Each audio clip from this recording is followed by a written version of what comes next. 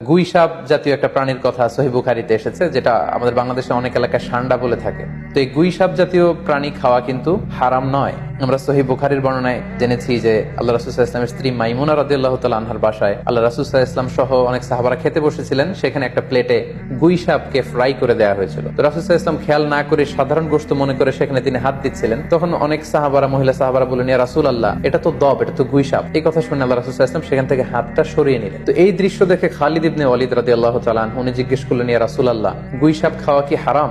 হারামুন আদ-দাব্বু ইয়া রাসূলুল্লাহ, আপনি যে হাত সরিয়ে নিলেন, গুই সাপ খাওয়া কি হারাম? আল্লাহ রাসূল সাল্লাল্লাহু আলাইহি ওয়াসাল্লাম বললেন যে না, গুই সাপ খাওয়া হারাম নয়, তবে আমি এটা খেয়ে অভ্যস্ত নই, আমাদের এলাকাতে এটা পাওয়া যায় না, এজন্য আমি এটা খাচ্ছি। তাহলে বোঝা গেল এক্ষেত্রে এটা রুচির সাথে সম্পৃক্ত। তো গুই সাপ হালাল বলে যে গুই সাপ আমাদেরকে খেতে হবে, সান্ডা আমাদেরকে খেতে হবে, এমন কোনো কথা নেই। আপনার যদি রুচিতে কুলায় আপনি খাবেন, আর রুচিতে যদি না আসে তাহলে আপনি খাবেন না।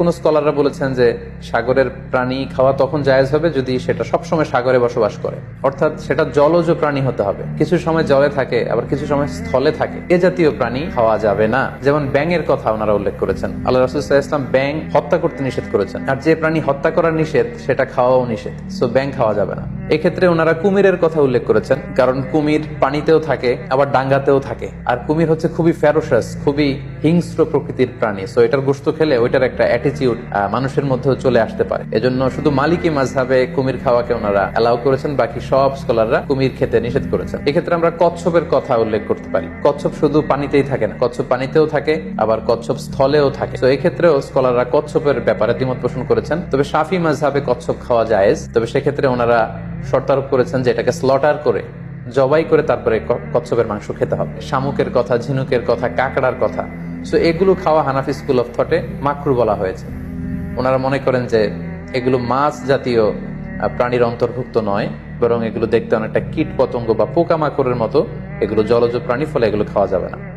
তো এক্ষেত্রে এটা রুচির ব্যাপার। আমরা যদি গোটা বিশ্বে দেখি যে মেজরিটি মুসলিম কান্ট্রিতে কাঁকড়া খাওয়া হচ্ছে, অনেক স্কলারদেরকেও আমরা দেখেছি ওনারা কাঁকড়া খাচ্ছেন, ওনারা স্কুইড খাচ্ছেন, অক্টোপাস খাচ্ছেন। তো সেক্ষেত্রে আমাদের রুচিতে যদি ভালো লাগে তাহলে আমরা খেতে পারি। অনুরূপভাবে যেহেতু সাগরের মাছ হিসেবে হাঙ্গর মাছ, তিমি মাছের ব্যাপারে অনেকে আমাদের কাছে জানতে চায়, আমরা বলবো যে হাঙ্গর মাছ খাওয়া, তিমি মাছ খাওয়াও হালাল যদি আপনার রুচিতে আসে। হালাল বলেই যে খেতে হবে এমনটা নয়। সেক্ষেত্রে আমরা সহিহ বুখারী এবং মুসলিমের একটা চমৎকার হাদিসের কথা এখানে উল্লেখ করতে পারি।